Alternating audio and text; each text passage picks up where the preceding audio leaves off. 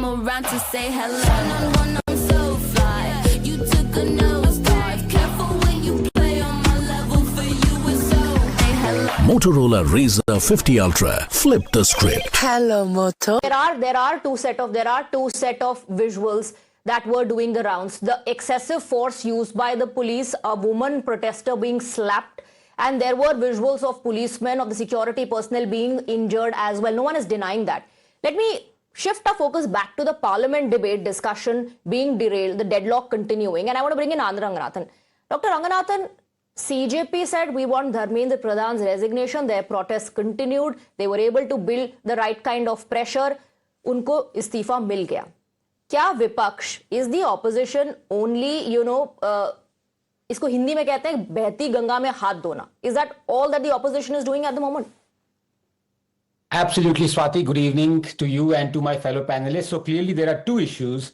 And the first issue that has been deliberated upon by three of my esteemed panelists is also the issue that has been taken up in the parliament. You saw that. So please allow me to spend at least a minute on there. But before I do that, I just want to tell you that the opposition is raking up the issue of Dharmendra Pradhan, won't let it rest, despite its hypocrisy, that it is not demanding the resignation of Bangarappa, under whom the SLCC paper leak took place in Karnataka. It is not demanding the resignation of Harjot Singh, who himself agreed that paper leak took place and whose board, PACB board, agreed that paper leak took place. So that is what opposition is.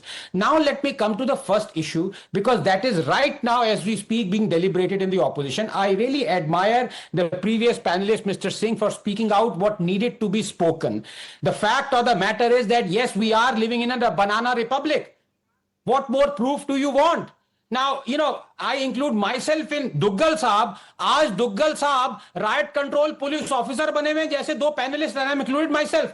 Was I on the ground to determine what is the situation? Let me tell you, and it is embarrassing for a scientist to read out the Police Act, but it is a fact that there is a three-tier response to any crowd control. The first was violated, section 144, it was an illegal march. The second was violated, there was lathi charge, water cannons were not used, but there was lathi charge. And third, when 120 cops are severely injured, when vehicles are tossed and overturned and burned, the use of non-lethal and less lethal force is allowed. It is legal. So I want to ask a simple question to my good friend Sanjay Jha. It's a yes and no question.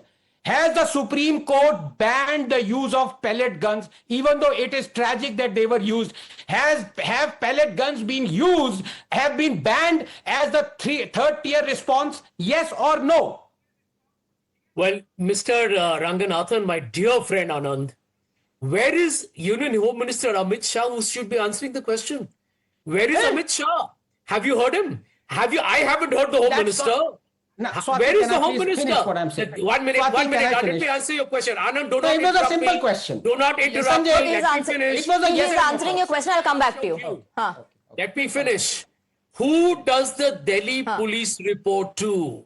And by the way, India has had many home ministers, and I have been part of politics long enough to know what has happened. So let me ask you a question. It is a protest. It is a big assembly in the heart of New Delhi.